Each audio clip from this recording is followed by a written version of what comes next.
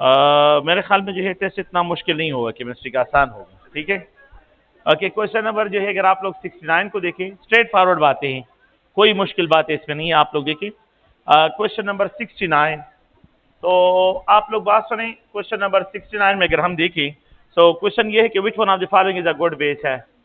तो प्लीज अगर आप लोग देखें तो एक कार्बेनाइन है, carbon with a negative charge है, CH3 with a negative charge है।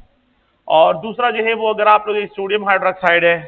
तीसरा जो है अगर आप देखिए पोटाशियम मेटल है। और नेक्स्ट जो है अगर आप लोग देखिए सोडामाइड है। तो आप लोगों ने पढ़ा होगा कि जो सबसे वीक एसिड होता है उसका जो कंजुगेट बेस होता है वो स्ट्रांग होता है। तो यहाँ पे ये नहीं कार्बन विद नेगेटिव चार्ज, ये बहुत स्ट्रांग बेस है। क्यों कार्बन विद नेगेटिव चार्ज है, ये बहुत स्ट्रांग बेस है क्योंकि ये वीक एसिड से बना है। तो आप लोगों ने पढ़ा होगा कि एसिडिटी का जो है बेसिटी के साथ क्या रिलेशन है, इनवर्स है। तो जितना आप लोगों के पास वीक एसिड होगा तो उसका कंजुगेट बेस बहुत स्ट्रांग होगा। तो इसमें ए ऑप्शन करेक्ट वन है। क्वेश्चन नंबर 69 में आप लोग प्लीज गौर से कि यहाँ पे ए ऑप्शन करेक्ट वन है। कार्बेनाइन सोडियम हाइड्रोक्साइड से बहुत ज्यादा स्ट्रांग बेस है। कार्बेनाइन बहुत ज्यादा स्ट्रांग बेस है दिन पोटाशियम मेटल। कार्बेनाइन बहुत स्ट्रांग मेटल है, जो सॉरी मोर जो है अगर आप लोग देखिए मोर बेसिक है दिन सोडामाइड। सोडामाइड भी स्ट्रांग है लेकिन ये कार्बेनाइन बहुत स्ट्रांग बेस है। इसमें ए ऑप्शन करेक्ट वन है। क्वेश्चन नंबर 70 को अगर आप लोग गौर से के तो यहाँ पे जो है क्वेश्चन ये है कि विच one of the following will turn the blue litmus paper into red. ये अगर आप लोग देखिए ब्लू लिटमस पेपर, तो इट मींस के एसिडिक होना चाहिए, सोल्यूशन मस्ट बी एसिडिक होना चाहिए। तो पहला जो है अगर आप लोग देखिए एक्वस पोटाश सोल्यूशन, ये बेसिक है, ये बेसिक है। अगर आप बेकिंग जो है बेकिंग पाउडर जो होता है उसका आप उसको वाटर में डिजॉल्व करते हैं तो सोडियम कार्बोनेट है ना, तो सोडियम कार्बोनेट जो है अगर आप उसको वाटर में डाल लेते हैं तो ये बेसिक है, ये भी बेसिक है। और सोप एंड वाटर सोल्यूशन, तो सोप भी अगर आप लोग देखिए सोडियम जो है उसका जो है फैटी एसिड का साल्ट होता है वो भी बेसिक इन नेचर होता है। सॉफ्ट ड्रिंक जो है, तो सॉफ्ट ड्रिंक में कार्बोनेशन करते हैं तो कार्बन डाइऑक्साइड जो है वो एसिडिक है। तो ये क्या करेगा, ये ब्लू लिटमस पेपर को जो है रेड करेगा। तो इसमें डी ऑप्शन करेक्ट वन है। तो क्वेश्चन नंबर 70 में अगर आप लोग देखिए ये डी ऑप्शन जो है करेक्ट वन है। क्वेश्चन नंबर 71 को अगर आप लोग देखिए according to the Lewis acid base theory जो है, लीविस की जो थ्योरी है, in acid is a proton acceptor है, इज अ प्रोटॉन डोनर है, अगर make available share pair of electron जो है देता है, या accept a share pair of electron. तो अगर आप लोग गौर से के तो ये जो एसिड्स होते हैं ये हमेशा इलेक्ट्रॉन पेयर एक्सेप्टर होते हैं in case of according to the Lewis theory. तो लीविस थ्योरी के मुताबिक ये इलेक्ट्रॉन पेयर एक्सेप्टर होना चाहिए। तो यहाँ पे जो है अगर आप लोग देखिए इसमें डी ऑप्शन करेक्ट है। क्वेश्चन नंबर 71 में डी ऑप्शन है। तो आप लोग देखिए according to the Lowry Bronsted concept proton donor है acid, according to the Lewis acid base concept जो है आप लोगों के पास ये इलेक्ट्रॉन पेयर एक्सेप्टर होती। तो हर वो सब्सटेंस जो इलेक्ट्रॉन पेयर एक्सेप्टर होता है उसको लीविस एसिड का नाम दिया जाता है। अच्छा, क्वेश्चन नंबर 72 को अगर आप लोग देखिए the differentiating solvent among the following. तो जब भी आप लोगों के पास एक ऐसा सॉल्वेंट हो जो कि क्या करता है, the strength of different acids को लेवलाइज करता हो, इक्वलाइज करता हो, तो उसको हम लेवलिंग सॉल्वेंट कहते हैं।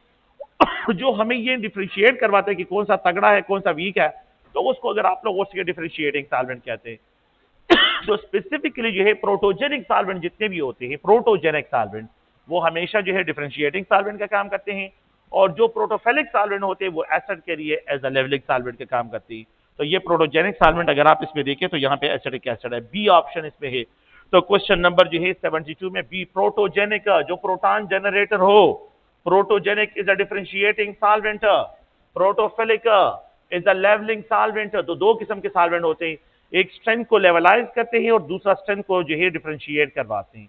तो ऐसे सॉल्वेंट जो कि प्रोटोजेनिक इन नेचर होते हैं वो डिफरेंशिएट करवाते हैं, और जो प्रोटोफिलिक इन नेचर होते हैं वो लेवलाइज करवाते हैं। तो water is a levelling solvent and acetic acid is used as a differentiating solvent, इसको as a differentiating solvent use करते हैं। तो इसमें बी ऑप्शन करेक्ट है। क्वेश्चन नंबर अगर आप लोग देखें तो यहाँ पे 73 है। 73 question number 73 for the reaction, अगर आप लोग देखें तो यहाँ पे जो है रिएक्शन है और इसमें HOBr हाइड्रोजन नेगेटिव चार्ज है। और दूसरा जो है वो अगर आप लोग सोडियम हाइड्रोक्साइड है। तीसरा जो है अगर आप देखिए पोटाशियम मेटल है। और नेक्स्ट जो है अगर आप लोग देखिए सोडामाइड है। तो आप लोगों ने पढ़ा होगा कि जो सबसे वीक एसिड होता है उसका जो कंजुगेट बेस होता है वो स्ट्रांग होता है। तो यहाँ पे ये नहीं कार्बन विद नेगेटिव चार्ज, ये बहुत स्ट्रांग बेस है। क्यों कार्बन विद नेगेटिव चार्ज जो है ये बहुत स्ट्रांग बेस है क्योंकि ये वीक एसिड से बना है। तो आप लोगों ने पढ़ा होगा कि एसिडिटी का जो है बेसिटी के साथ क्या रिलेशन है, इनवर्स है। तो जितना आप लोगों के पास वीक एसिड होगा तो उसका कंजुगेट बेस बहुत स्ट्रांग होगा। तो इसमें ए ऑप्शन करेक्ट है। क्वेश्चन नंबर 69 में आप लोग प्लीज गौर से कि यहाँ पे ए ऑप्शन करेक्ट वन है। कार्बेनाइन सोडियम हाइड्रोक्साइड से बहुत ज्यादा स्ट्रॉन्ग बेस है। कार्बेनाइन बहुत ज्यादा स्ट्रॉन्ग बेस है दिन पोटाशियम मेटल। कार्बेनाइन बहुत स्ट्रॉन्ग मेटल है, जो सॉरी मोर जो है, अगर आप लोग देखिए मोर बेसिक है दिन सोडामाइड। सोडामाइड भी स्ट्रॉन्ग है, लेकिन ये कार्बेनाइन बहुत स्ट्रॉन्ग बेस है। इसमें ए ऑप्शन करेक्ट वन है। क्वेश्चन नंबर 70 को अगर आप लोग गौर से के तो यहाँ पे जो है क्वेश्चन ये है कि विच one of the following will turn the blue litmus paper into red. ये अगर आप लोग देखिए ब्लू लिटमस पेपर, तो इट मींस के एसिडिक होना चाहिए, सोल्यूशन मस्ट बी एसिडिक होना चाहिए। तो पहला जो है अगर आप लोग देखिए एक्वस पोटाश सोल्यूशन, ये बेसिक है, ये बेसिक है। अगर आप बेकिंग जो है बेकिंग पाउडर जो होता है उसका आप उसको वाटर में डिजॉल्व करते हैं तो सोडियम कार्बोनेट है ना, तो सोडियम कार्बोनेट जो है अगर आप उसको वाटर में डाल लेते हैं तो ये बेसिक है, ये भी बेसिक है। और सोप एंड वाटर सोल्यूशन, तो सोप भी अगर आप लोग देखिए सोडियम जो है उसका जो है फैटी एसिड का साल्ट होता है, वो भी बेसिक इन नेचर होता है। सॉफ्ट ड्रिंक जो है, तो सॉफ्ट ड्रिंक में कार्बोनेशन करते हैं तो कार्बन डाइऑक्साइड जो है वो एसिडिक है। तो ये क्या करेगा, ये ब्लू लिटमस पेपर को जो है रेड करेगा। तो इसमें डी ऑप्शन करेक्ट वन है। तो क्वेश्चन नंबर 70 में अगर आप लोग देखिए ये डी ऑप्शन जो है करेक्ट वन है। क्वेश्चन नंबर 71 को अगर आप लोग देखिए according to the Lewis acid base theory जो है, लीविस की जो थ्योरी है, in acid is a proton acceptor है, इज अ प्रोटॉन डोनर है, अगर make available share pair of electron जो है देता है, या accept share pair of electron. तो अगर आप लोग गौर से के तो ये जो एसिड्स होते हैं ये हमेशा इलेक्ट्रॉन पेयर एक्सेप्टर होते हैं in case of according to the Lewis theory. तो लीविस थ्योरी के मुताबिक ये इलेक्ट्रॉन पेयर एक्सेप्टर होना चाहिए। तो यहाँ पे जो है अगर आप लोग देखिए इसमें डी ऑप्शन करेक्ट है। क्वेश्चन नंबर 71 में डी ऑप्शन है। तो आप लोग देखिए according to the Lowry Bronsted concept proton donor है acid, according to the Lewis acid base concept जो है आप लोगों के पास ये इलेक्ट्रॉन पेयर एक्सेप्टर होती। तो हर वो सब्सटेंस जो इलेक्ट्रॉन पेयर एक्सेप्टर होता है उसको लीविस एसिड का नाम दिया जाता है। अच्छा, क्वेश्चन नंबर 72 को अगर आप लोग देखिए the differentiating solvent among the following. तो जब भी आप लोगों के पास एक ऐसा सॉल्वेंट हो जो कि क्या करता है, the strength of different acids को लेवलाइज करता हो, इक्वलाइज करता हो, तो उसको हम लेवलिंग सॉल्वेंट कहते हैं। जो हमें ये डिफरेंशिएट करवाता है कि कौन सा तगड़ा है कौन सा वीक है, तो उसको अगर आप लोग उसके डिफरेंशिएटिंग सॉल्वेंट कहते हैं। तो स्पेसिफिकली जो है प्रोटोजेनिक सॉल्वेंट जितने भी होते हैं, प्रोटोजेनिक सॉल्वेंट, वो हमेशा जो है डिफरेंशिएटिंग सॉल्वेंट का काम करते हैं। और जो प्रोटोफेलिक सॉल्वेंट होते हैं वो एसिड के लिए एज अ लेवलिंग सॉल्वेंट का काम करती है। तो ये प्रोटोजेनिक सॉल्वेंट अगर आप इसमें देखें तो यहाँ पे एसिडिक एसिड है, बी ऑप्शन इसमें है। तो क्वेश्चन नंबर जो है 72 में बी प्रोटोजेनिक, जो प्रोटॉन जनरेटर हो, protogenic is a differentiating solvent, protophilic is a levelling solvent. तो दो किस्म के सॉल्वेंट होते हैं, एक स्ट्रेंथ को लेवलाइज करते हैं और दूसरा स्ट्रेंथ को जो है डिफरेंशिएट करवाते हैं। तो ऐसे सॉल्वेंट जो कि प्रोटोजेनिक इन नेचर होते हैं वो डिफरेंशिएट करवाते हैं, और जो प्रोटोफिलिक इन नेचर होते हैं वो लेवलाइज करवाते हैं। तो water is a levelling solvent and acetic acid is use as a differentiating solvent, इसको as a differentiating solvent use करते हैं। तो इसमें बी ऑप्शन करेक्ट है। क्वेश्चन नंबर अगर आप लोग देखें तो यहाँ पे 73 है। 73 question number 73 for the reaction, अगर आप लोग देखें तो यहाँ पे जो है रिएक्शन है और इसमें HOBr हाइड्रो जो है अगर आप लोग देखें तो यहाँ पे जो है हाइपो जो है ब्रोमिक एसिड है और हाइड्रोक्साइड के साथ ये कंबाइन होता है, ये प्रोड्यूस करता है वाटर को, और OBr को जो है ये प्रोड्यूस करता है। तो क्वेश्चन ये है कि फॉर द रिएक्शन जो है शॉन हियर, यहाँ पे जो है आप लोग बता सकते हैं कि the Lowry Bronsted world classify the acid species. इसमें जो है लोरी ब्रांचेड के एसिडिक स्पीशीज क्या है। अच्छा, ये प्रोटॉन डोनर है, ये प्रोटॉन डोनर है, प्रोटॉन डोनर है, तो ये जो है एसिड का बिहेव करता है। अच्छा, ये प्रोटॉन एक्सेप्टर है, तो ये अगर आप लोग देखें तो ये प्रोटॉन एक्सेप्टर है, तो ये जब बेस काम कर रहा है। अच्छा, उस डायरेक्शन में अगर आप लोग देखें अब ये प्रोटॉन डोनर है कि नहीं है, water is a proton donor. तो अगर आप लोग देखें तो हाइड्रोक्साइड का कंजुगेट एसिड वाटर होता है, हाइड्रोक्साइड का कंजुगेट एसिड वाटर है, और यहाँ पे जो है अगर आप लोग देखें ये प्रोटॉन एक्सेप्टर है, तो यहाँ पे ये बेस और ये एसिड है। तो वो कहते हैं कि आप लोग प्लीज इस पॉइंट को देखें, इस रिएक्शन में आप लोग इस क्वेश्चन को थोड़ा सा फॉर द रिएक्शन ये है द लोरी ब्रांचेड वर्ल्ड जो है classify the acidic species, not acid base नहीं लिखा है, उन्होंने एसिडिक स्पीशी है। तो एक एसिडिक स्पीशी ये है और दूसरा एसिडिक स्पीशी अगर आप लोग देखिए आप लोगों के पास है। तो इसमें आप लोग क्वेश्चन को देखिए बी ऑप्शन आप लोगों के पास करेक्ट है। तो क्वेश्चन नंबर 73 है, तो 73 में अगर आप लोग देखें तो आप लोगों के पास यहाँ पे बी ऑप्शन करेक्ट है। ये क्वेश्चन की समझ आई आप लोगों को? ओके, क्वेश्चन नंबर 74 को आप लोग देखिए। 74 में अगर देखें तो weakest acid among the following is, तो पहले तो लिखा है HCl तो स्ट्रॉन्ग एसिड है, फिर उसके बाद फास्फोरिक एसिड है। तो फास्फोरिक एसिड अगर आप लोग देखें H3PO4 है, फास्फोरिक एसिड अगर एक प्रोटॉन लॉस करे तो यहाँ पे जो है अगर आप लोग देखिए ये बना लेता है, एक प्रोटॉन इसने लॉस कर दिया। अच्छा, अगर ये H2 जो है आप लोगों के पास फास्फेट आए, ये दूसरा प्रोटॉन लॉस करे तो यहाँ पे HPO4 और यहाँ पे -2 जो है आपके पास आ जाए। मुझे बता सकते हैं कि ये गुड एसिड होगा, ये गुड एसिड है, फिर उसके बाद जो है ये गुड एसिड है, लेकिन ये क्या होगा, अब इसका प्रोटॉन लॉस करना ये बहुत मुश्किल हो जाएगा। तो इनमें सबसे जो वीकेस्ट एसिड है वो आप लोगों के पास डी ऑप्शन है। तो HPO4 विद -2 चार्ज है, ये आप लोगों के पास सबसे वीकेस्ट होगा। तो प्लीज अगर आप लोग गौर से कि तो इसमें ऑप्शन जो है ये डी ऑप्शन करेक्ट वन है। क्वेश्चन की समझ आप लोगों को आ रही है? तो फास्फोरिक एसिड है और वो 3 प्रोटॉन नहीं लॉस कर सकता, बहुत स्ट्रांग बेस आप लोगों ने देना है कि इससे प्रोटॉन डिटेच करे, लेकिन ये बहुत आसानी के साथ प्रोटॉन देता है और इससे प्रोटॉन फिर डिटेच करना जो ऑलरेडी नेगेटिव चार्ज हो उससे प्रोटॉन डिटेच करने के लिए बहुत स्ट्रांग बेस आप लोगों को रिक्वायर्ड होगा। तो ये अगर आप लोग देखिए इसमें डी ऑप्शन है। Which one of the following is amphoteric जो है, अगर आप लोग गौर से कि यहाँ पे मेटल हाइड्रोक्साइड है तो पोटाशियम हाइड्रोक्साइड बेसिक है, बैरियम हाइड्रोक्साइड बेसिक है, लिथियम हाइड्रोक्साइड बेसिक है और lead hydroxide amphoteric in nature है।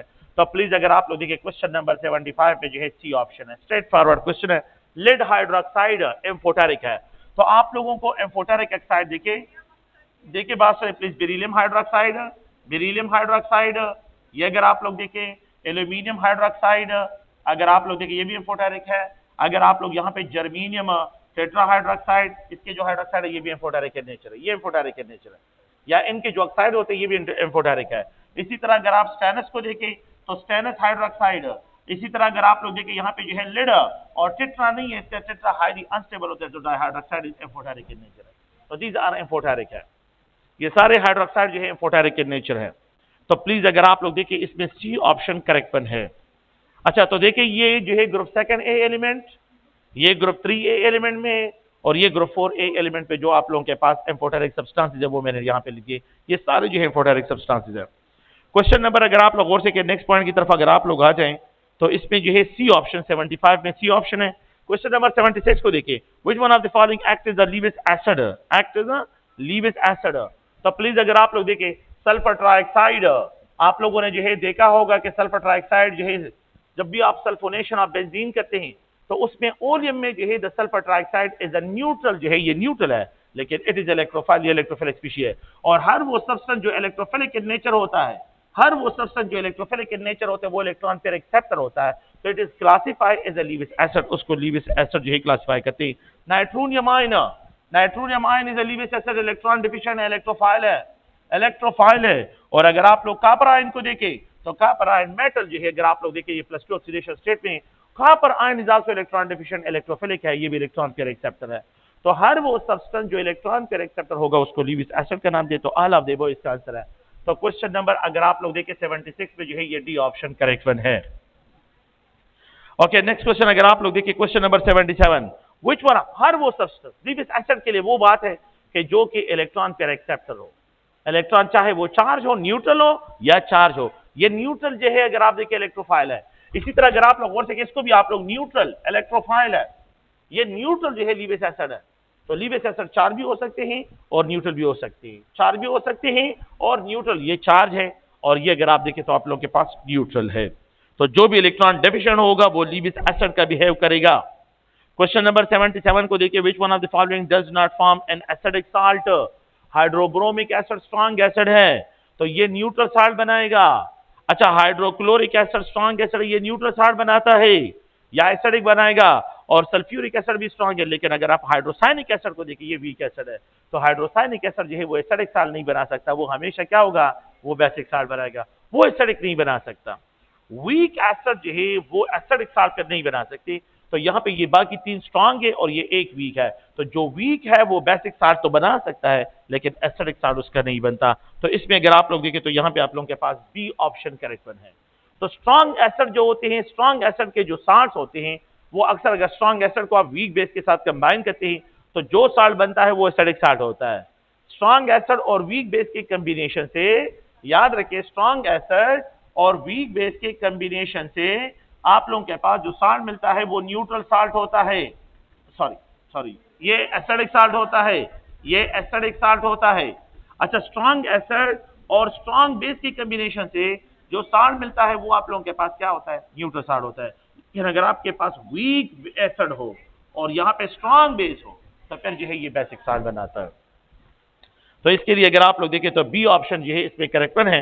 तो क्वेश्चन नंबर जो है बाकी 7 जो है आप लोग गौर से देखें, इसमें बाकी स्ट्रांग है और ये जो है वीक है। तो वीक वाला जो है वो एसिडिक नहीं बना सकता, वो बेसिक साल्ट बनाता है। तो नेक्स्ट क्वेश्चन जो है अगर आप लोग गौर से देखें, when acid react with metal oxide, हाँ when acid react with metal oxide, आपके जो है प्लीज अगर आप लोग देखिए ये मेटल ऑक्साइड है, सोडियम ऑक्साइड मेटल ऑक्साइड और एसिड इसके साथ कंबाइन होता है, तो यहाँ पे आप लोगों को सोडियम क्लोराइड और साल्ट वाटर मिलता है कि नहीं है? तो this reaction is called neutralisation reaction, the reaction is neutralisation. तो क्वेश्चन नंबर 78 में अगर आप लोग देखिए ये ए ऑप्शन इसमें करेक्ट वन है। अच्छा क्वेश्चन नंबर 79 को अगर आप लोग देखें, the pKa value of an acid. अब आप लोग थोड़ा सा इस पॉइंट को देखें कि अगर आप लोगों को एक पीकेए वैल्यू गिवन है, पीकेए वैल्यू, और एक जो है आप लोगों को पीकेबी वैल्यू गिवन है, आप लोगों ने इसे प्रिडिक्ट करना है जो साल्ट आपको मिल रहा है, आया ये साल्ट जो है एसिडिक होगा या बेसिक होगा। तो मेरे पास जो है अगर आप लोग देखें एक एसिड है और एक जो है मेरे पास बेस है, इन दोनों के कॉम्बिनेशन से मुझे यहाँ पे साल्ट मिल रहा है, मुझे यहाँ पे साल्ट मिल रहा है। अच्छा पीकेए, एसिड का पीकेए आपको गिवन है, पीकेए की वैल्यू अगर आप लोग देखें ये 4.76 है, और पीकेबी वैल्यू अगर आप लोग और सीखे तो यहाँ पे जो है आप लोग को ये पीकेबी वैल्यू 3.2 है, 3.20 इसकी पीकेबी वैल्यू है। कौन सी वैल्यू ज्यादा है, पीकेए ज्यादा है या पीकेबी ज्यादा है?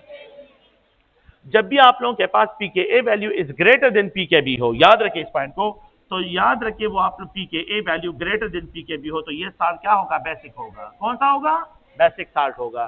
तो पीएच 7 से अबव होगा कि बिलो होगा, अबव होगा। तो इसमें जो है आपका कौन सा ऑप्शन है, बी ऑप्शन करेक्ट है।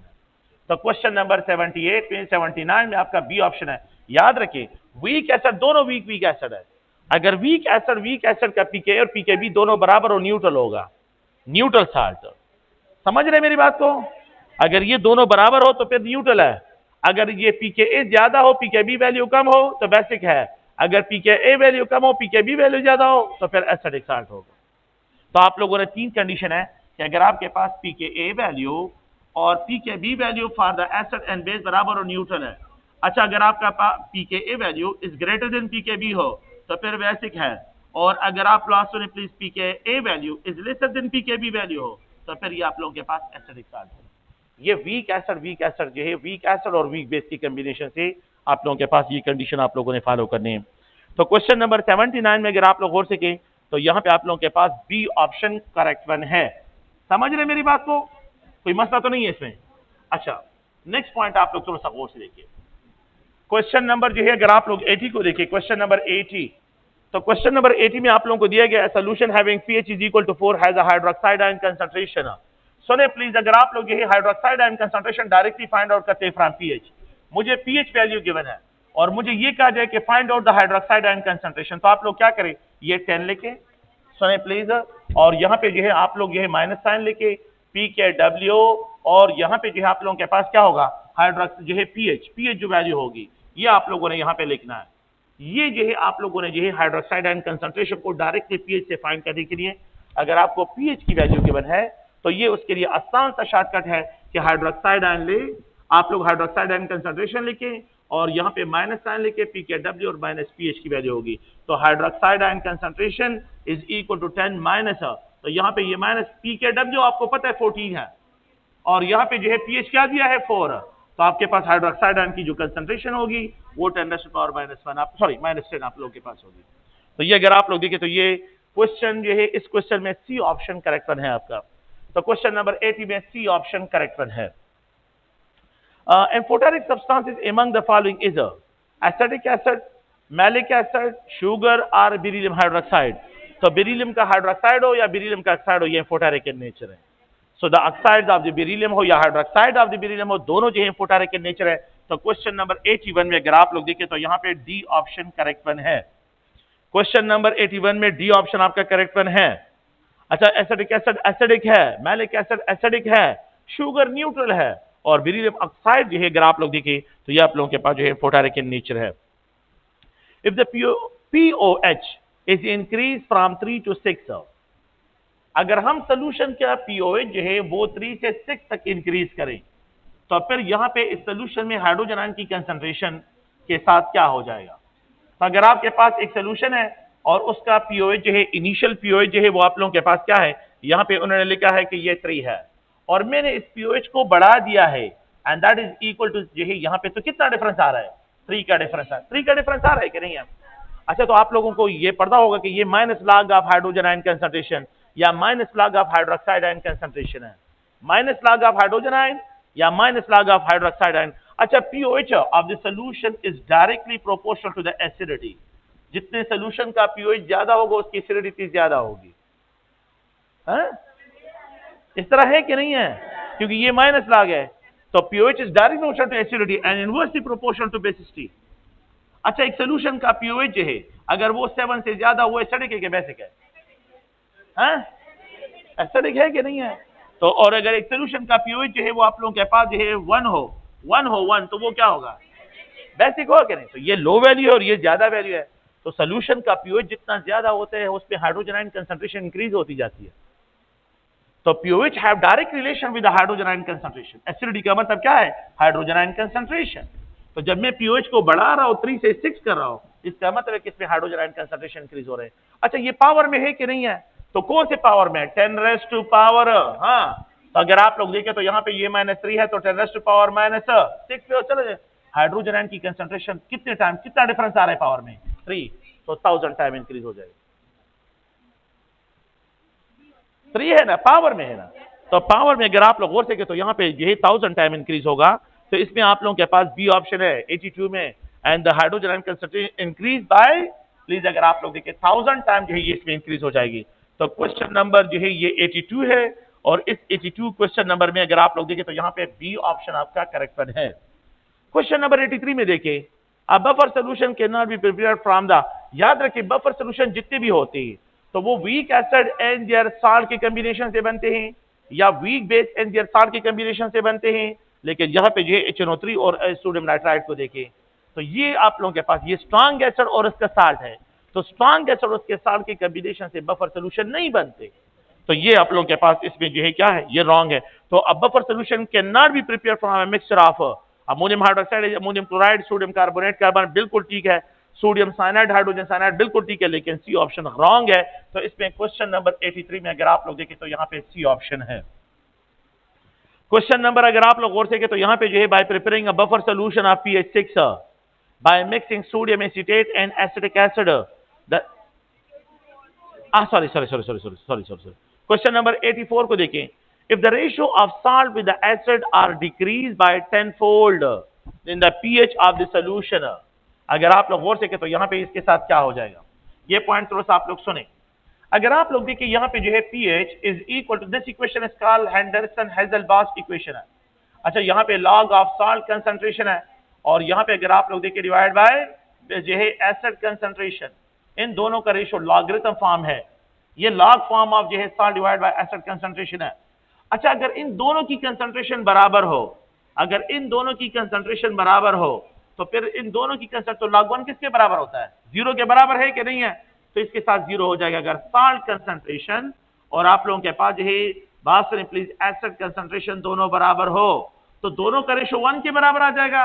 log 1 इज इक्वल टू 0, तो pH और pK दोनों क्या हो जाएंगे? बराबर होंगे। तो आप लोगों ने प्लीज याद रखना है कि जब भी साल्ट और एसिड की कंसंट्रेशन जिस बफर सोल्यूशन में बराबर हो उसका pH उसके pKa के बराबर होता है। अच्छा, अब इन्होंने जो है pKa नहीं दिया है, आप लोगों को Ka वैल्यू दिया है, Ka वैल्यू। अच्छा, Ka वैल्यू आप लोग देखिए एसिड का यहाँ पे 10⁻⁻⁴ दिए, क्या आप उसको pKa में कन्वर्ट कर सकते हैं? तो क्या लिखें? pKa इज इक्वल टू 4 है कि नहीं है? अच्छा, तो आपको आप जो है pH इज इक्वल टू और यहाँ पे जो है pKa 4 है और यहाँ पे log और बात से please salt concentration divide by acid concentration. अच्छा, pH उन्होंने दिया है, pH क्या दिया है? pH ऑफ द सॉल्यूशन को अगर आप लोग देखें तो इसमें pH उन्होंने दिया है कि यहाँ पे ये 6 है। तो दोनों में कितना डिफरेंस है? pH ज्यादा है या आप लोगों के पास pKa वैल्यू ज्यादा है? pH ज्यादा है कि नहीं है? तो आप लोग हो सके pH is greater than pKa है, एक चांस ये है। अच्छा, एक तो ये हो गया कि जब साल्ट और एसिड की कंसंट्रेशन बराबर हो तो फिर pH ऑफ द और pKa वैल्यू बराबर होंगे। अब अगर ये साल्ट की कंसंट्रेशन मेरे पास 10 हो जाए और ये मेरे पास 1 हो, तो मैंने साल्ट की कंसंट्रेशन को 10 टाइम इंक्रीज कर लिया और एसिड की कंसंट्रेशन 10 टाइम डिक्रीज हो रहा है, तो फिर ये log 10 जो है उसका log 10 का जो है log 10 किसके बराबर होते हैं? 1 के बराबर होते हैं। तो इस 4 के साथ वो ऐड हो जाएगा, इस 4 के साथ वो ऐड हो जाएगा, इस 4 के साथ वो ऐड हो जाएगा। अच्छा, और अगर ये जो है आप लोगों के पास 1 हो और ये 10 हो, अगर ये आपके पास क्या 1 हो और ये 10 हो, मेरी बात समझ रहे हैं, तो फिर आपके पास सिचुएशन क्या होगी, तो what will be the ratio of the acid concentration, इसमें क्या होगा, तो फिर डिफरेंस आ जाएगा। तो bye preparing buffer solution of pH 6 by mixing, sorry, ये अभी जो है मैंने वो क्वेश्चन अभी रीड करवाना था, और वही क्वेश्चन जो है फिर मैं उसकी जगह दूसरा क्वेश्चन जो है रीड करवा रहा हूँ। तो अब आप लोग इस पॉइंट को थोड़ा सा गौर से, bye preparing a buffer solution, तासु गौर, ये तो मैंने गलत लिखा है, ये तो मैंने डेटा गलत लिख दिया है, सॉरी, ये आप लोग करेक्शन इसकी करें, ये मैंने गलत लिखा है। अच्छा, अगर आप लोग देखिए pH is equal to P K, अच्छा ये दोनों क्वेश्चन एक ही फार्मूले से हो रहे हैं, ये दोनों इक्वेशन एक ही फार्मूले से हो रहे हैं, तो इस वजह से मुझसे ये मिक्स हो गया।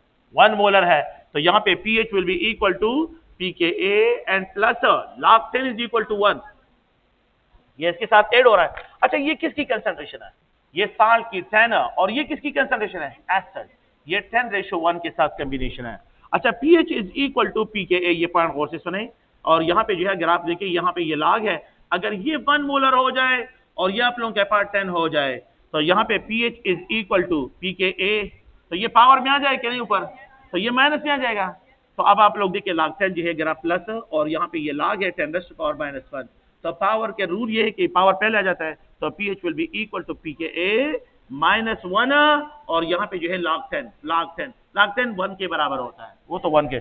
अब यहाँ पे ये -1 डिक्रीज आ रहा है कि नहीं है, तो कौन से कंडीशन पे pH will be lesser than pKa, जब आपके पास द कंसंट्रेशन जो है क्या हो, साल्ट की 1 हो और इनकी 10 हो। देखिए pH और pKa में 1 टाइम चेंज आएगा जब साल्ट की कंसंट्रेशन जो है आप लोगों के पास यहाँ पे 1 हो और यहाँ पे 10 हो।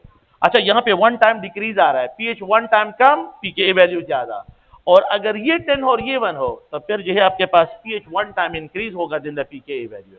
अब क्वेश्चन को गौर से सुनिए, अब ये question number 84, if the ratio of the salt with acid are decrease by, जो है अगर आप लोग देखिए 10 फोल्ड, अगर हम क्या करते हैं, रेशियो ऑफ द साल्ट को विद एसिड डिक्रीज करते हैं, ये 1 है और इसको 10 फोल्ड, मतलब ये किसको 10 टाइम डिक्रीज करते हैं, ये 10 टाइम इंक्रीज हो जाएगा, तो फिर what will happen to the pH और pKa में क्या डिफरेंस आएगा, सो इट डिक्रीज बाय 1, ये 1 पे डिक्रीज आ जाएगा, तो 1 टाइम डिक्रीज की तरफ चला जाएगा। सॉरी, ये दूसरे क्वेश्चन के साथ मिक्स हो रहा था, इसी वजह से थोड़ा सा गड़बड़ हो गया, मैंने डेटा एक जगह पे लिख दिया, तो आप लोगों के पास ये ए ऑप्शन इसमें करेक्ट है।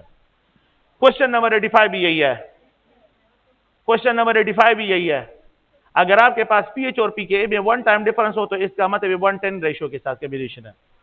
अगर आपके पास pH और pKa में जो है 2 का डिफरेंस हो, हाँ तो 10 नहीं ना, 100 टू पावर, ठीक है, तो फिर 2 के साथ चेंज आएगा, 2 के साथ चेंज आएगा। अब सुने प्लीज, अच्छा मुझे बता सकते हैं इसमें यहाँ पे उन्होंने क्या वैल्यू लिखी है, आप लोग इस क्वेश्चन को थोड़ा सा गौर से देखिए, क्वेश्चन नंबर 85 में, bye preparing a buffer solution of pH जो है यहाँ पे 6 है, और यहाँ पे जो है अगर आप देखिए यहाँ पे जो है pKa value is equal to 4 है, दोनों में कितना डिफरेंस है, तो pH of the buffer solution अगर ग्रेटर देन pKa हो, इसका मतलब ये कि salt concentration is greater than the acid concentration. अभी मैंने लिखा है, देखो गुरिया, ये किसकी कंसंट्रेशन है और ये किसकी है।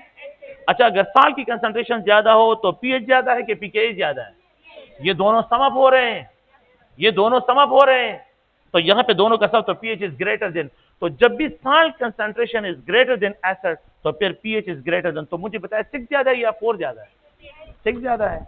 अच्छा, तो इसका मतलब ये कि आपके पास अब यहाँ पे साल्ट कंसंट्रेशन और एसिड कंसंट्रेशन में क्या होगा। अच्छा, अगर 1 हो, अगर ये 10 हो और ये 1 हो, 10:1 के साथ कॉम्बिनेशन तो 1 चेंज आएगा, और अगर ये 100 रेशियो के साथ आ जाए तो फिर 2 चेंज आएगा, 10⁻² होगा कि नहीं है, और ये 1 मोलर हो, सही है ना। तो अब अगर आपके पास ये 100 हो, 100 तो log 100 किसके बराबर है, हाँ, तो आप लोग देखिए ये 2 है और ये 4 हो गया, तो 4 + 2 is equal to 6। So when the concentration of salt is 100 and the concentration of acid is आप लोगों के पास 1 हो, तो इसके लिए अगर आप लोग क्वेश्चन नंबर जो है यहाँ पे 85 में अगर आप लोग देखिए, इसमें बी ऑप्शन करेक्ट है। क्वेश्चन नंबर 85 में बी ऑप्शन करेक्ट है। What is the value of the ionic product of water at 298 kelvin temperature, वो अगर आप लोग गौर से तो के डब्ल्यू की जो वैल्यू होती है तो Kw की वैल्यू अगर आप देखिए हाइड्रोजन आयन कंसंट्रेशन और यहाँ पे हाइड्रोक्साइड आयन कंसंट्रेशन, अच्छा Kw इज इक्वल टू इसका जो यूनिट है, यूनिट मोलरिटी, और यहाँ पे मोलरिटी, अच्छा Kw का जो यूनिट है तो कैन वी राइट मोल, और यहाँ पे जो है पर लीटर स्क्वायर, ये मोल और ये मोल स्क्वायर हो गया, तो मोल स्क्वायर पर लीटर स्क्वायर, और बाकी जो वैल्यू है आपको पता है कि 1×10⁻⁻⁴ मोल स्क्वायर पर लीटर स्क्वायर, ये इसकी वैल्यू एग्जैक्ट वैल्यू है, ये आपके पास ए ऑप्शन इसमें है। तो क्वेश्चन नंबर 86 में जो है ए ऑप्शन आपका आंसर बनता है। The value of pKw for water is least, सुने Kw is directly proportional to temperature. Water ionisation एक एंडोथर्मिक फिनोमिना है, वाटर आयोनाइजेशन एक एंडोथर्मिक फिनोमिना है, और फिर जब वाटर आयोनाइजेशन एंडोथर्मिक फिनोमिना है तो Kw का डायरेक्ट रिलेशन है विद टेम्परेचर, लेकिन pKw का फिर क्या हो जाएगा, हाँ तो वो इनवर्स होगा। तो मैंने क्वेश्चन क्या लिखा है कि the least value of pKw, हाँ द लीस्ट वैल्यू, अगर ये टेम्परेचर वैल्यू ज्यादा होती है तो pKw वैल्यू कम होती जाती है। तो यहाँ पे आप लोगों के पास जो सबसे ज्यादा डी ऑप्शन 300 केल्विन जो है टेम्परेचर जो है, तो यहाँ पे क्वेश्चन नंबर 87 में अगर आप लोग देखिए डी ऑप्शन जो है आपके पास बनता है। तो 87 में the value of pKw of for water is least at 300 kelvin, क्योंकि ये टेम्परेचर ज्यादा है। अब बफर रिएक्ट विद जब a solution which resists change in pH, हाँ a solution which resists change in pH by addition of a small amount of an acid, तो acid क्या add करता है, प्रोटॉन, सॉरी अच्छा सॉरी ये जो है क्वेश्चन नंबर 88 को देखिए, what is the reverse process of neutralisation, hydrolysis है, न्यूट्रलाइजेशन का जो रिवर्स प्रोसेस होता है वो हमेशा हाइड्रोलिसिस होता है। क्वेश्चन नंबर 88 में अगर आप लोग प्लीज गौर से कि ये बी ऑप्शन है, क्वेश्चन नंबर 88 में हाइड्रोलिसिस है, तो hydrolysis the reverse of neutralisation is hydrolysis. अच्छा buffer react with, please a buffer solution react with a solution which resist change in pH by addition of small amount of an acid, तो acid क्या add करता है, hydrogen ion, और जो है base क्या add करता है, तो a buffer solution can react with hydrogen ion as well as hydroxide ion, सुने प्लीज पॉइंट, तो a buffer react with hydrogen ion as well as hydroxide ion, तो यहाँ पे आप लोगों के पास ए ऑप्शन है। क्वेश्चन नंबर 89 में ए ऑप्शन बनता है, ए ऑप्शन है। अब बफर सॉल्यूशन एक ऐसा सॉल्यूशन होता है जो हाइड्रोजन आयन को भी कंज्यूम करता है और हाइड्रोक्साइड आयन दोनों को कंज्यूम करता है, तो उसको हम बफर सॉल्यूशन कहते हैं। तो ये अगर आप लोग ए ऑप्शन इस पे करेक्ट है।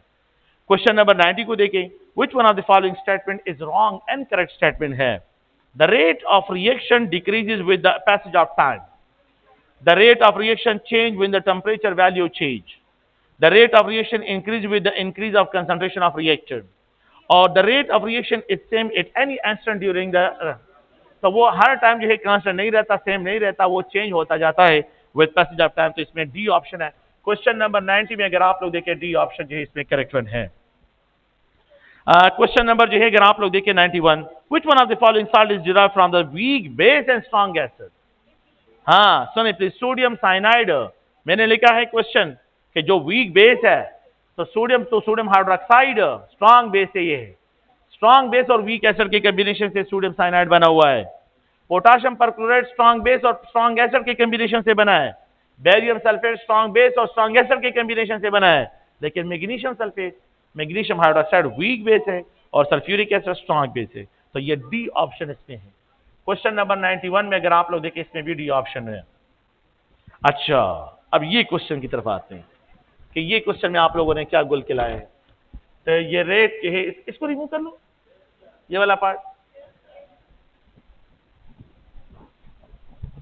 मैंने आपको पहले भी बताया था ये प्रैक्टिस आप लोगों को खैर बार बार करवाते रहते हैं, ये जो मैथमेटिकल प्रैक्टिस होते हैं कि आप लोगों का थोड़ा सा जो है वो क्या है एनालिटिकल और ये मैथमेटिकल जो है सोच बाकी मतलब के हो, लेकिन ज्यादातर नहीं है, ज्यादातर स्टेटमेंट के क्वेश्चंस होते हैं। केमिस्ट्री में जितने भी क्वेश्चंस होते हैं 70% प्लस क्वेश्चन जो होती है वो आप लोगों के स्टेटमेंट वाइज क्वेश्चन होते हैं। तो केमिस्ट्री के ये स्टेटमेंट बहुत इंपॉर्टेंट है और इनको आप लोगों ने प्लीज जो है एक एक रिएक्शन के लिए और एक एक जो है जो आप लोग थियोरेटिकल है वो सारी बातें आपको याद होनी चाहिए। अच्छा तो मैंने यहाँ पे जो है एक रिएक्शन दिया है और एक हाइपोथेटिकल जो है इसके लिए डेटा बनाया है कि ये आप लोगों के पास अमोनियम आयन कंसंट्रेशन है और डेटा को थोड़ा सा मैंने गड़बड़ किया है, इसको मिक्स किया हुआ है, तो डेटा को थोड़ा सा मिक्स किया हुआ है और आप लोग थोड़ा सा देखें कि इससे क्या बनता है, आप लोग थोड़ा सा इस पॉइंट को गौर से देखें। और यहाँ पे आप लोगों के पास रेट ऑफ रिएक्शन है, रेट ऑफ रिएक्शन है। अच्छा बात सुने प्लीज, देखा गौरिए क्वेश्चन नंबर जो है, इस क्वेश्चन को देखें तो इसमें जो पहला ऑप्शन है, तो मैंने तो आप लोगों को जो है उसमें कंफ्यूजन, लेकिन पहला ऑप्शन 3 वाला देखें 0.01 और 0.01, रेट ऑफ रिएक्शन जो है वो 0.005 जो है आपके पास है। ये रिएक्शन इस रेट के साथ जा रहा है, ये रिएक्शन इस रेट के साथ जा रहा है, इस रेट के साथ। ये अगर आप लोग देखें थर्ड ऑप्शन है, ये अगर आप लोग देखें थर्ड ऑप्शन ये है। अच्छा अगर आप लोग गौर से देखें सेकंड ऑप्शन में क्या है, तो सेकंड ऑप्शन थोड़ा सा सुने, देखा करियो, अरे जब प्रयोग हम करें, मैं समझाता हूं, आप लोगों ने थोड़ा सा वेट करना है। अच्छा सेकंड ऑप्शन में अगर आप लोग देखें तो यहाँ पे ये 0.1, 0.02 और यहाँ पे द रेट ऑफ रिएक्शन को अगर आप लोग देखें ये 0.042 कर दिया, तो इसकी कंसंट्रेशन रिमेन सेम और इसकी कंसंट्रेशन को डबल कर दिया। और रेट ऑफ रिएक्शन को आप लोग देखिए कितना टाइम चेंज आ रहा है, सुने 0.02 डिवाइड बाय 0.005। हाँ तो दोनों का रेशियो निकाले, you will gate 4, you will gate 4। नहीं आ रहे, ये कैलकुलेशन नहीं कर सकते, बड़ा खुदा का खौफ करें। ये सरल सी बात है, आप लोग देखिए सिंपल सी बात है, 5 है और यहाँ पे ये 0.02, इन दोनों का रेशियो निकाले, यू विल गेट 4। अच्छा ये कंसंट्रेशन मैंने डबल कर दिया और रेट ऑफ रिएक्शन कितने टाइम इंक्रीज हो गया, इट मींस ये square time rate of reaction को सेकंड ऑर्डर फैक्टर के साथ इफेक्ट कर रहा है। ये सेकंड पावर में जो है इस रेट ऑफ रिएक्शन को इफेक्ट कर रहा है।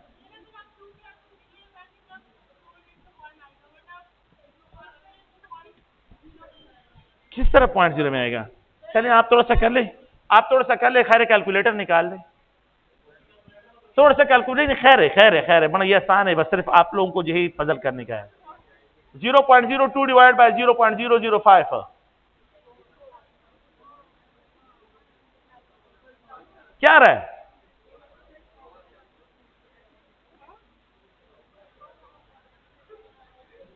सही है, 4 आ रहा है, 4 है, मुझे पता है, सही है ना। हाँ खबर हो, सॉरी है, एक और पॉइंट थोड़ा सा गौर से, सॉरी उसकी बला खबर आ रही, बला मसला पक्के उसरा पैदा करो। अब अगर आप लोग थोड़ा सा गौर से देखिए, आप लोगों को पहले जो है इस इक्वेशन पे थोड़ा सा सोचना है, और आप लोगों के साथ स्टूडेंट के साथ पहले भी जो है हम बार बार कहते हैं कि एक स्टूडेंट का ऑर्डर का मतलब कि जब भी एक रिएक्शन के लिए स्टूडेंट के साथ बार बार इस बात पे होती है कि जब भी आप लोगों को डेटा गिवन हो और आप लोगों ने से ऑर्डर निकालें कि मुझे कैसे पता चलेगा कि कौन सा ऑर्डर है, तो आप लोगों ने क्या करना है, final rate divide by initial rate दोनों का रेशियो निकालें। अच्छा ये डबल हो गया, इन दोनों का रेशियो निकाल, ये डबल हो रहा है और ये 4 टाइम इंक्रीज हो रहा है और ये रिमेन सेम है। अच्छा सेकंड एक्सपेरिमेंट थोड़ा सा देखें ना, अब सेकंड एक्सपेरिमेंट को अगर आप लोग देखें, जो जिसके साथ मैंने 2 लिखा है, ये 0 पॉइंट अगर आप लोग गौर से गए तो यहाँ पे जो है आप लोगों के पास 0.015 है, ठीक है, और यहाँ पे जो है अगर आप लोग देखें ये 0.0 जो है आप लोगों के पास 2 है। अच्छा आप लोग सुने ना प्लीज, ये 0 पॉइंट इसको जो है 0.0, तो दैट्स जो है अगर आप देखिए 3 टाइम इंक्रीज कर लिया, इसको 3 टाइम इंक्रीज कर दिया, तो रेट ऑफ रिएक्शन को आप लोग देखिए यहाँ पे जो है ये कितने टाइम इंक्रीज हो रहा है, 0.03 पे जा रहा है। अच्छा आप लोग देखिए ना 0.03 डिवाइड बाय 0.005। अच्छा आप इसका रेशियो निकालें, इसका रेशियो निकालें, ठीक है, यहाँ पे 6 टाइम चेंज आ रहा है, यहाँ पे जो है 6 टाइम चेंज आ रहा है, लेकिन आप लोगों ने जो है देखिए मैंने क्या कर लिया, लिख जमा खबर आ रही, यहां से कंसंट्रेशन को 3 टाइम इंक्रीज कर दिया और रेट ऑफ रिएक्शन जो है, क्योंकि आप लोग देखिए यहाँ पे कंसंट्रेशन क्या है, हाँ नहीं ये 0.02 से अगर आप देखिए ये 0.042 पे जा रहा है, ये डबल हो रहा है और इसको 3 टाइम बढ़ा दो तो 6 टाइम इंक्रीज आ रहा है, 6 टाइम आपके पास चेंज आ रहा है। इसका मतलब है कि ये जो है क्या कर रहा है, इसको फर्स्ट पावर में इफेक्ट कर रहा है, ये फर्स्ट पावर में इफेक्ट कर रहा है जी, 0.015 ये हो गया, हाँ सॉरी, ये जो है सही है, सॉरी मैंने गलत लिखा है, ठीक है। अच्छा इन दो, अच्छा इसकी कंसंट्रेशन को आप लोगों ने क्या कर लिया, 0.015 कर लिया ना, तो ये फर्स्ट पावर में इफेक्ट कर रहा है और ये जो है सेकंड पावर, इसको भी डबल किया हुआ है, तो ये 4 टाइम से इफेक्ट कर रहा है, ये 4 टाइम से इफेक्ट कर रहा है। तो देखें आप लोगों को ये पॉइंट नहीं समझ आ रहा है, ठीक है, थोड़ा सा आप लोग ये पॉइंट गौर से सुने, असल कि मुझे जितना लग रहा है ये इन्होंने थोड़ा सा गलत लिखा है, ये पॉइंट था, ये पॉइंट 0.2 है, ये क्या है, इसको डबल करना था, ये सिर्फ 0.02 इसकी वैल्यू है और ये भी 0.02 है। तो फिर उसके मुताबिक जो है ये डेटा बनता था, लेकिन इन्होंने जो है थोड़ा सा इसमें गड़बड़ किया है। लेकिन खैर बस आप लोग मेरी बात सुनें प्लीज, आसान सी बात है। देखिए अगर आप लोग इस पॉइंट को देखें, ये सेकंड पावर में इसको इफेक्ट करता है और इसका डेटा थोड़ा सा उन्होंने गड़बड़ किया, ये फर्स्ट पावर में। Overall the rate of reaction जो है इसके लिए जब हम लिखते हैं इस इक्वेशन के लिए, वो अगर आप लोग बात सुने प्लीज, तो यहाँ पे डी ऑप्शन जो है, डी ऑप्शन बेस्ड ऑप्शन था कि फर्स्ट पावर में आप लोगों के पास अमोनियम के साइड से इफेक्ट हो रहा है और सेकंड पावर से जो है nitrogen oxide. The more important इसके लिए कि ये अमोनियम के साइड से ये फर्स्ट पावर में इफेक्ट कर रहा है और ये जो है आप लोगों के पास सेकंड पावर में इफेक्ट कर रहा है। जब मैंने इसकी कंसंट्रेशन को डबल कर लिया तो रेट ऑफ रिएक्शन में स्क्वायर टाइम चेंज आ रहा है। जब मैंने इसकी कंसंट्रेशन को डबल कर लिया, द रेट ऑफ रिएक्शन जो है उसमें स्क्वायर टाइम चेंज आ रहा है। अब यहाँ पे ये कंसंट्रेशन हमने कांस्टेंट रखी है और इसकी कंसंट्रेशन को अगर मैं डबल कर लेता हूं तो ये आप लोगों के पास जो है 0.02 से जो है 0.03 पे चला जाता है। मतलब यहाँ पे जो है आप लोगों के पास चेंज आ जाता है। स्लाइड जो है आप लोगों के पास 1 पावर में चेंज आ रहा है। तो जो फर्स्ट पावर में चेंज आ रहा हो उसके लिए हम वर्ड इस्तेमाल करते हैं कि ये फर्स्ट ऑर्डर में इफेक्ट कर रहा है और जिनके सेकंड पावर में चेंज आ रहा हो वो हम सेकंड ऑर्डर से रिप्रेजेंट करते हैं। सो द ओवरऑल जो है ये third power of the reaction को इफेक्ट कर रहा है। डेटा में थोड़ा सा उन्होंने जो है यहाँ पे इवन अगर आप लोग देखें ना, रेट के साथ भी उन्होंने मोलर का रेशियो लिखा है और ये बातें जो है उनको मैंने नहीं लिखे थे, लेकिन क्या करें इनके साथ प्रिंटिंग में थोड़ी सी गलतियां की गई। सॉरी सीक्वेंस जो है गलत लिखा था। अच्छा नहीं, सीक्वेंस में तो सिर्फ ये लिखा था, ये तो सिर्फ डेटा को मिक्स किया। देखिए 0.01 0.01 0.01 0.02। अब ये 0 पॉइंट को इसको क्या करें 0.15 लिखा है, लेकिन ये लिखा गया था 0.02। ये 0.02 था, ये 0.01 नहीं था। ये थोड़ा सा उन्होंने जो है इसमें गलती की है। तो लेकिन है ओवरऑल क्या है कि हमारे पास जो ऑप्शन है वो फर्स्ट पावर में अमोनियम के साइड से और सेकंड पावर में आप लोगों के पास ये आप लोगों के पास इस साइड से इफेक्ट कर रहा है। तो इसमें डी ऑप्शन जो है अगर आप लोगों ने करेक्ट किया हो तो यहाँ पे है, लेकिन डेटा थोड़ा सा उन्होंने मिक्स किया हुआ है। अच्छा, असल में प्रॉब्लम हमारे साथ क्या हो जाता है, बिलियो मिदामा बेगा योदल चिक्कड़े दे और वर्तमिदा करेक्शन मुके दावर की दा डेटा दास्यूरी की ये डेटा को, लेकिन उनने फिर भी रेट के साथ मोलर, अगर आप देखिए रेट के साथ भी उन्होंने मोलर लिखा हुआ है तो बंदा कंफ्यूज हो जाता है कि रेट के साथ मोलर कहां से आ गया। रेट के साथ तो कोई मोलरिटी नहीं होती, लेकिन उन्होंने इसके साथ भी यूनिट ये लिखा हुआ है, तो ये थोड़ी सी उनसे गलती हुई है। क्वेश्चन नंबर 93 को अगर आप लोग देखें, the wrong statement among the following, अगर आप लोग collision the number of effective collision determine the rate of reaction, ये सही है कि गलत है? अच्छा, दूसरा point, the collision among the particle must be in proper orientation, ये सही है। All activated complex are change into product, ये नहीं है, वो वापस ये रिटर्न से that process is known as quenching. उसको क्या कहते हैं? क्वेंच होना, तो इसको क्वेंचिंग कहते हैं। सी ऑप्शन है। तो क्वेश्चन नंबर अगर आप लोग गौर से के, क्वेश्चन नंबर 92 में आप लोगों का डी ऑप्शन है और क्वेश्चन नंबर 93 में आपका सी ऑप्शन बनता है। In the transition state the bond rearrangement are observe, तो ये ठीक है, ये स्टेटमेंट ठीक है, D option. In transition state the bond rearrangement are observe, transition state में बॉन्ड रीअरेंजमेंट होती है। The energy of activated complex is always greater than the, शाबाश। तो क्वेश्चन नंबर अगर आप लोग देखें यहाँ पे 94 में अगर हम देखें तो यहाँ पे आप लोगों के पास सी ऑप्शन करेक्ट है। 96 को देखें, अगर आप लोग देखें तो यहाँ पे ये नाइट्रोजन है and it is allowed to react with hydrogen gas, you will get ammonia. सुने please, for the production of 2 mole of ammonia 3 equivalent 3 mole of a hydrogen will disappear and 1 mole of nitrogen will disappear। अब question ये है if the rate of formation of ammonia is 1 हो, if the rate of formation of ammonia is 1 हो, then the rate of disappearance of जो है hydrogen will be 1.5 होगा, तो ये 1.5 टाइम डिसअपियर होगा, तो 1.3 का हाफ हो जाएगा, तो ये 1.5 टाइम जो है आप लोगों के पास डिसअपियर होगा। तो क्वेश्चन नंबर जो है अगर आप 96 में देखें तो इसमें सी ऑप्शन जो है करेक्ट है। अच्छा, क्वेश्चन नंबर 97 को आप लोग देखें, which one of the following reaction is the fastest rusting of, जो है अगर आप देखें copper with metal, reaction of sodium with water, reaction of sodium with water बहुत ज्यादा एक्सप्लोसिव होता है। Halogenation of alkane and diffuse sunlight slow rate के साथ होता है। Reaction of magnesium with water at cold condition पे, ये भी स्लो कंडीशन पे होता है। तो बी ऑप्शन जो है अगर आप देखें क्वेश्चन नंबर 97 में बी ऑप्शन करेक्ट है। हाँ, question number 98, for a reaction the rate constant is equal to 2.3 and 10⁻⁻², कौन सा होगा? तो यूनिट से प्रिडिक्ट करना है। याद रखें आप लोगों के पास फर्स्ट ऑर्डर के लिए जो यूनिट है वो पर सेकंड है, ये फर्स्ट ऑर्डर के लिए। फर्स्ट ऑर्डर रिएक्शन के लिए के का यूनिट जो है पर सेकंड है। सेकंड ऑर्डर के लिए जो आप लोगों के पास है तो वो अगर आप लोग देखें तो यहाँ पे ये यूनिट है लीटर पर मोल पर सेकंड है। और थर्ड ऑर्डर के लिए क्या है तो यहाँ पे के जो है लीटर स्क्वायर पर मोल स्क्वायर पर सेकंड आपके पास है। और जीरो ऑर्डर के लिए क्या होगा तो के का यूनिट जो है मोल पर लीटर पर सेकंड। जीरो ऑर्डर के लिए फिर आप लोगों ने ये लिखना है के का यूनिट। तो ये अगर आप लोग देखिए ये सेकंड ऑर्डर के लिए क्वेश्चन नंबर 98 में अगर आप लोग गौर से के तो यहाँ पे बी ऑप्शन करेक्ट वन है। तो ये जो है फर्स्ट ऑर्डर के लिए, सेकंड ऑर्डर के लिए, थर्ड ऑर्डर के लिए, जीरो ऑर्डर के लिए के का यूनिट है। अच्छा नेक्स्ट जो है the rate constant for reaction depends on temperature value. ये सिर्फ टेम्परेचर चेंज होने से जो है चेंज होता है। तो डी ऑप्शन इसमें करेक्ट वन है। तो के का यूनिट जो है के जो भी है आप लोग याद रखें हमेशा टेम्परेचर डिपेंडेंट है। तो टेम्परेचर चेंज होता है तो के की वैल्यू चेंज होती है। Which one of the following is not acceptable value for the order of reaction? 4, 0, 3/2, both B and C. So which one of the following is not acceptable value for the order? तो 4 order हो सकता है। तो 100 में आप लोगों के पास जो है ये क्या है ये ए ऑप्शन जो है। सुने please is not acceptable value for the order of reaction। तो आप लोगों के पास जीरो भी ऑर्डर ऑफ रिएक्शन हो सकता है और फ्रैक्शन भी हो सकता है। फ्रैक्शन भी हो सकता है, जीरो भी हो सकता है, लेकिन जो है 4 वैल्यू इसकी नहीं हो सकती। क्वेश्चन नंबर 101 को देखें। Which one of the following statement is false? Fast reaction have low activation energy.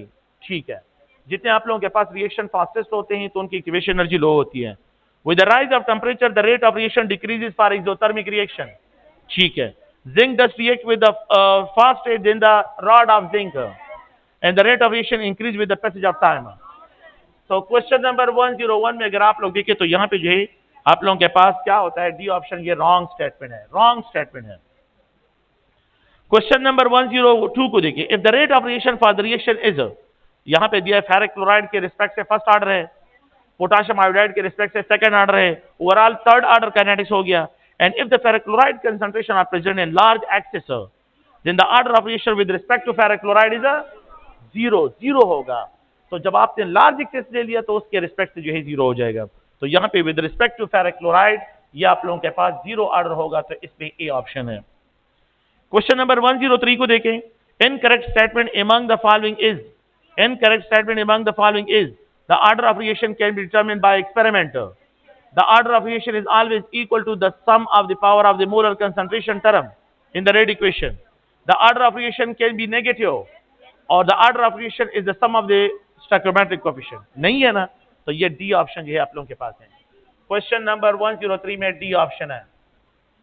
Question number 10 sorry नहीं, आप लोगों के पास स्टोइकोमेट्रिक कोएफिशिएंट का सम नहीं होगा। It should be always determined from the rate equation. बिल्कुल नेगेटिव होता है। अगर आप लोग कंसंट्रेशन को इंक्रीज करते हो रेट ऑफ रिएक्शन डिक्रीज होता है तो इसको नेगेटिव से। फॉर एग्जांपल जो है the production of ozone and decomposition of ozone follow the negative order, वो नेगेटिव ऑर्डर फॉलो करते हैं। अच्छा आप लोग बात सुने प्लीज। तो ये अगर आप लोग गौर से के तो यहाँ पे जो है इसमें क्वेश्चन नंबर 104 को देखिए। ए बी के साथ कंबाइन होता है, सी और डी प्रोडक्ट बनता है। This reaction is first order with respect to A and second order with respect to B. If the concentration of A is double and the concentration of B is decrease by 4 times. तो थोड़ा सा मैंने आप लोगों को option बताया था कि ये ऑप्शन आप लोग इसके करेक्ट करवाएं, ठीक है ना। तो आप लोगों को याद है ना वो।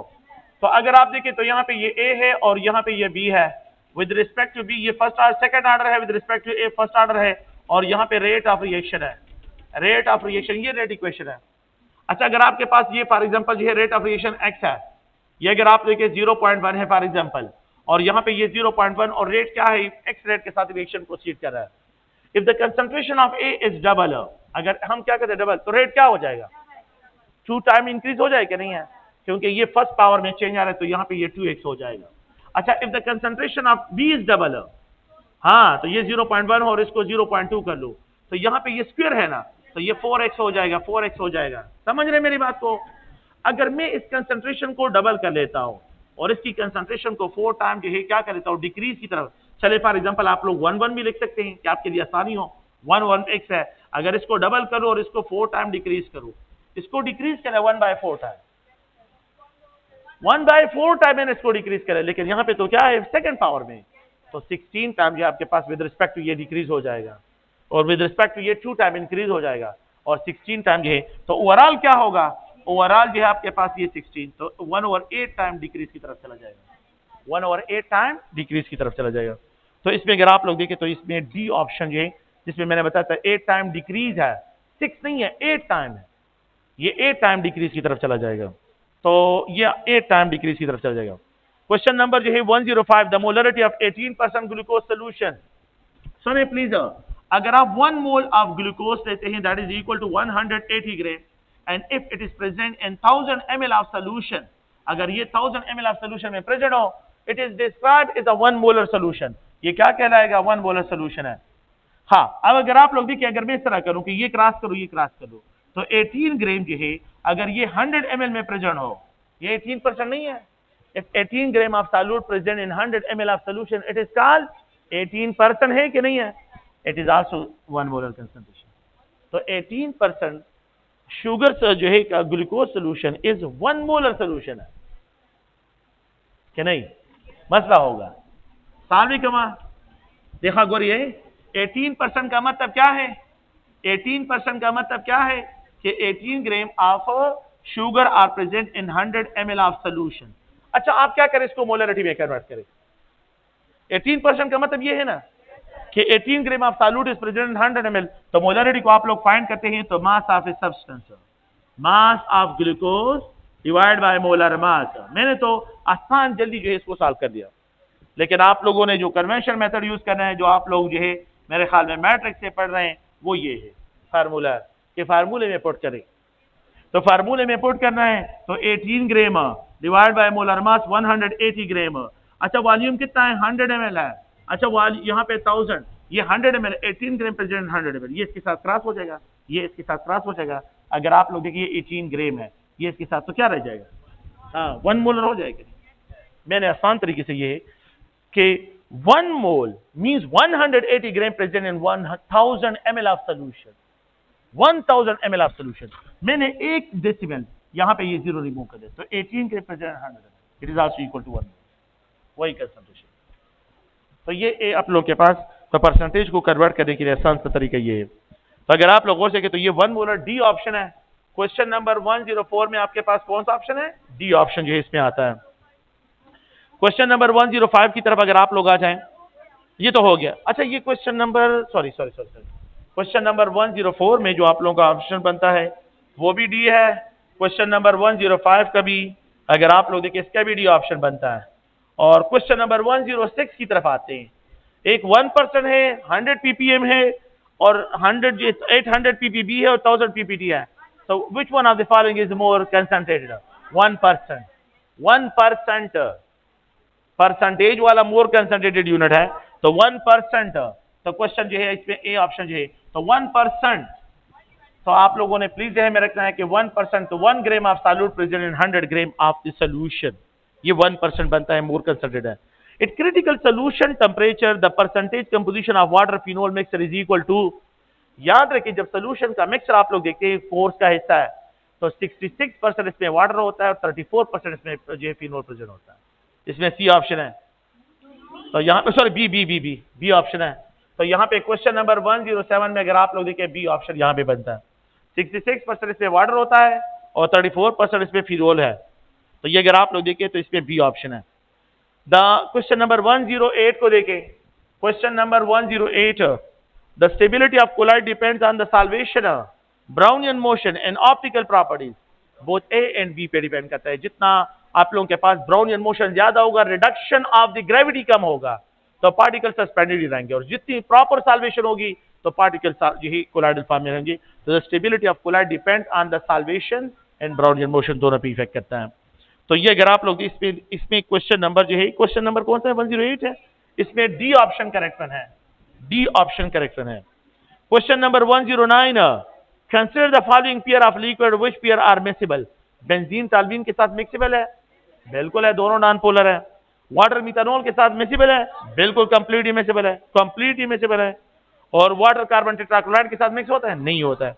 तो ए ऑप्शन इसमें 1 and 2 ओनली, तो 1 and 2 ओनली जो है एक दूसरे के साथ मिक्स होते हैं, बाकी नहीं होते।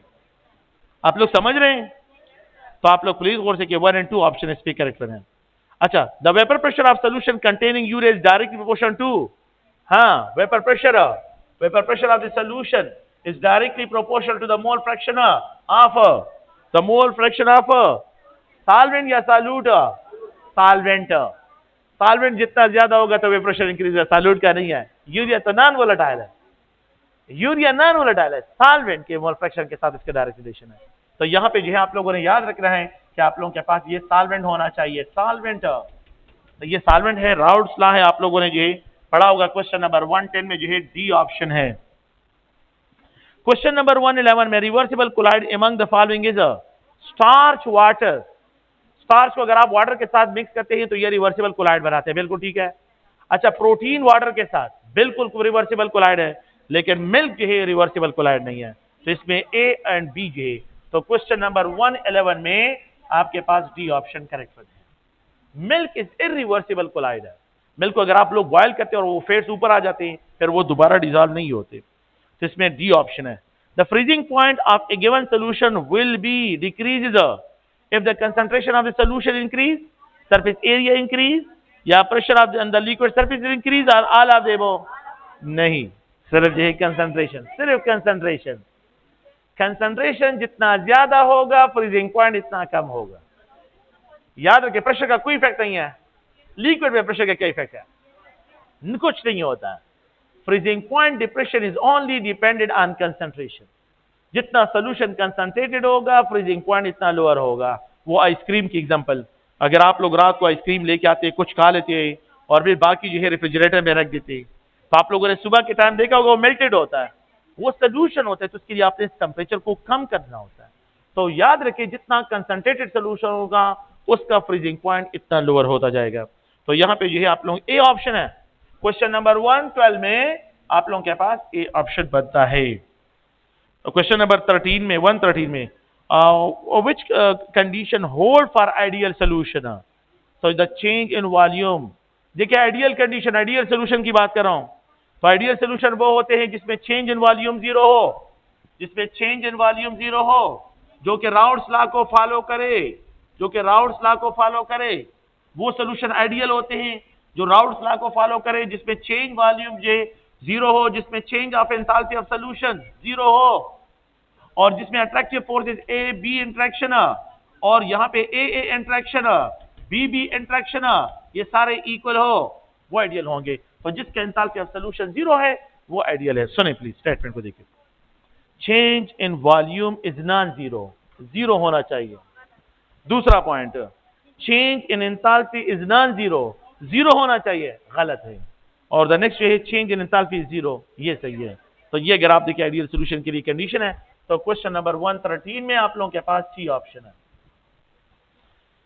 Partially miscible liquid among the following is water acetone के साथ कंप्लीटली मिसिबल है, वाटर ईथर के साथ पार्शियली मिसिबल होता है, वाटर ईथर के साथ पार्शियली मिसिबल है, मिथानॉल एसीटोन के साथ कंप्लीटली मिसिबल है, कार्बन टेट्राक्लोराइड बेंजीन में कंप्लीटली मिसिबल है, दोनों नॉन पोलर है, लेकिन वाटर और ईथर जो है ये पार्शियली मिसिबल है। पेपर में 2-3 जगह पे रिपीटिशन है इस पेपर क्वेश्चन की, वाटर और ईथर पार्शियली मिसिबल है। दावा बता सुबानी वही नाजिरी। तो अगर आप लोग गौर से ईथर वाटर सिस्टम ये पार्शियली मिसिबल है, या आप लोगों को लेक्चर में मैंने लिखे निकोटीन वाटर सिस्टम, अगर आप लोग देखें निकोटीन वाटर सिस्टम, ये 3 एग्जांपल है, 3-4 एग्जांपल है आप लोग को याद होने चाहिए। फिनोल वाटर सिस्टम प्लीज अगर आप लोग देखें, और यहाँ पे टर्शी एमाइन और वाटर सिस्टम 4 पॉइंट्स हैं, सिर्फ ये 4 एग्जांपल्स हैं, ये एग्जांपल आपको याद होने चाहिए। The dispersion medium in smoke, जी अगर आपके पास सॉलिड जो है वो डिस्पर्शन फेज हो और ईयर डिस्पर्शन मीडियम हो, तो फिर ऐसे कोलाइड्स को हम क्या कहते हैं? स्मोक कहते हैं। Dispersion phase discontinuous phase, dispersion medium continuous medium. तो जो continuous phase of the colloid solution बनाता है उसको हम क्या कहते हैं? डिस्पर्शन मीडियम कहते हैं। तो the dispersion medium for the जो है स्मोक इज ईयर, ये ईयर है। क्वेश्चन नंबर 115 में अगर आप लोग यहाँ पे देखें तो ये आप लोगों के पास जो है बात सुनिए प्लीज, इसमें बी ऑप्शन करेक्ट वन है। Question number 116, the boiling point elevation is a property, colligative property है। तो ये अगर आप लोग देखें, ये क्वेश्चन नंबर 116 में जो है अगर आप लोग देखें बी जो है इसका ऑप्शन है। 117, which one of the following acts as a bronzed acid and a base?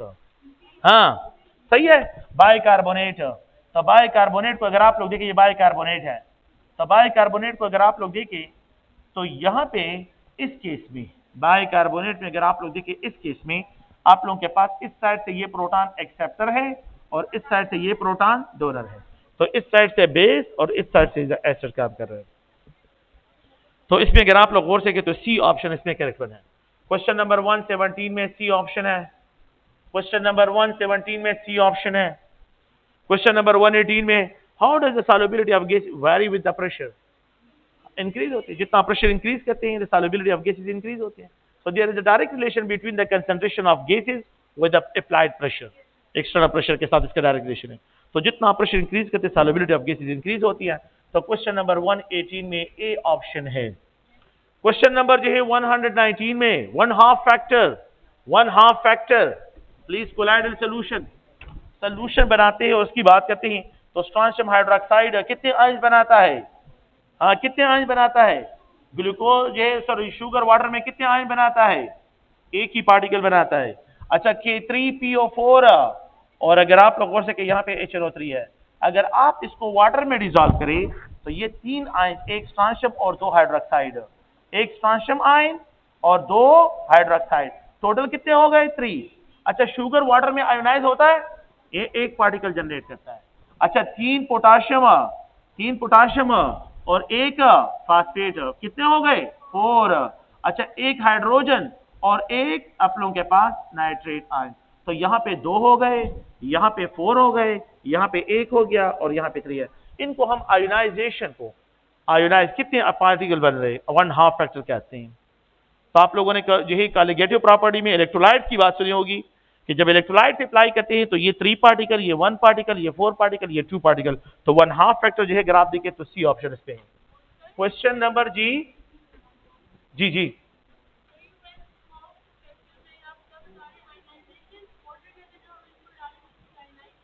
ये आयोनाइज होते हैं। The one half factor for the following compound, अगर आप इसको वाटर में डाल देते हैं तो ये 3 पार्टिकल जनरेट करेगा स्ट्रोंशियम हाइड्रोक्साइड, एक स्ट्रोंशियम आयन 2।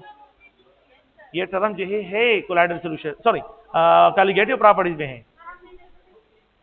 तो मैं बता रहा हूं ना, ये आयंस नंबर को कहते हैं ना। वन हाफ फैक्टर किसको रिप्रेजेंट करता है? फैक्टर को कहते हैं। आयंस नंबर को कहते हैं कि एक पार्टिकल को अगर आप वाटर में डिसॉल्व करते हैं वो कितने आयंस प्रोड्यूस कर रहा है, ये वन हाफ फैक्टर में आता है। और ये कॉलिगेटिव प्रॉपर्टी के साथ प्रोड्यूस करते हैं। कॉलिगेटिव प्रॉपर्टीज नहीं है उस पर ये नंबर्स आते हैं कि कितने आयंस वो जनरेट करते हैं। तो आप लोग प्लीज नेक्स्ट पॉइंट सुने। हाँ खबर आ रही। Which statement is are true? Hydration is a special case of solvation in which solvent is water. Oxygen end of water molecule is tilted towards sodium ion. अच्छा the hydrogen end of the water molecule is attracted towards, तो ये तीनों सही है। तो यहाँ पे D option है।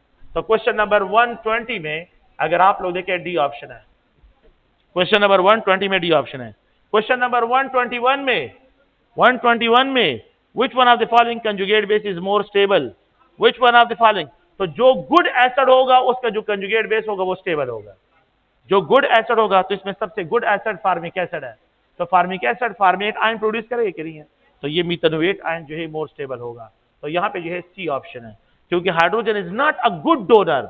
Hydrogen is not a good donor, तो यहाँ पे इलेक्ट्रॉन इफेक्टिव डिलोकलाइजेशन होगा और ये स्टेबल। तो जो गुड एसिड होगा उसका कंजुगेट बेस मोर स्टेबल होगा, स्ट्रांग नहीं स्टेबल होगा। तो स्ट्रांग में और स्टेबल में डिफरेंशिएट करें। वीक एसिड का कंजुगेट बेस स्ट्रांग होता है, हम स्ट्रांग की बात नहीं स्टेबल की बात करें। जो स्ट्रांग एसिड होता है उसका कंजुगेट बेस स्टेबल होता है।